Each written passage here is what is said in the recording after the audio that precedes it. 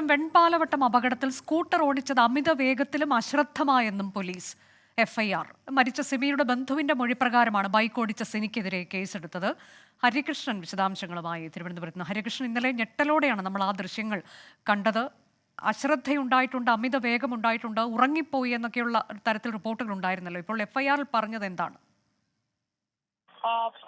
എന്നുവെച്ചാൽ ഇന്നലെയാണ് ഇത്തരത്തിൽ വെൺപാലവട്ടം ഈ കാരോട് കടക്കത്ത ബൈപ്പാസിലൂടെയുള്ള വെൺപാലവട്ടം ആ പാലത്തിൽ നിന്നും ഇത്തരത്തിൽ ഒരു അപകടം ഉണ്ടായത്. ആ അപകടത്തിന്റെ ദൃശ്യങ്ങൾ നമ്മൾ കണ്ടതാണ്. ഈ സ്കൂട്ടർ ഓടിച്ചത് അമിത വേഗതയിലും അശ്രദ്ധമായി എന്നുള്ളതാണ് പോലീസ് ഇരിക്കുന്ന എഫ്ഐആർ.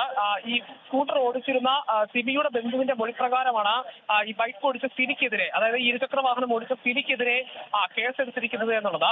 ഈ സിനിയാണ് വാഹനം ഓടിച്ചത്. ഇവർ ഉറങ്ങിപ്പോയതാകാം ഈ അപകടത്തിന് കാരണം എന്നുള്ളതാണ് പോലീസിന്റെ പ്രാഥമിക നിഗമനം എന്ന് പറയുന്നത്.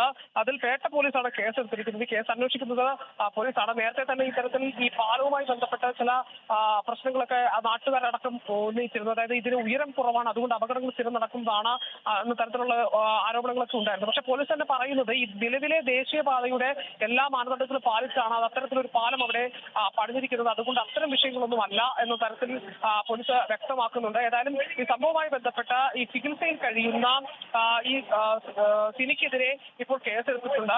ഈ സിനിയും ഈ കുട്ടിയും, അതായത് ഈ മരിച്ച സിനിയുടെ കുട്ടിയും ഇപ്പോൾ ചികിത്സയിലാണ്, ചികിത്സയിൽ തുടരുകയാണ് എന്നുള്ളതാണ് ഏറ്റവും പ്രധാനപ്പെട്ട കാര്യം. അത് മാത്രമല്ല, ഇൻക്വസ്റ്റ് നടപടികൾക്കും പോസ്റ്റ്മോർട്ടത്തിനും ശേഷം അവരുടെ ആരോഗ്യനില എങ്ങനെയുണ്ട് ഹരികൃഷ്ണൻ?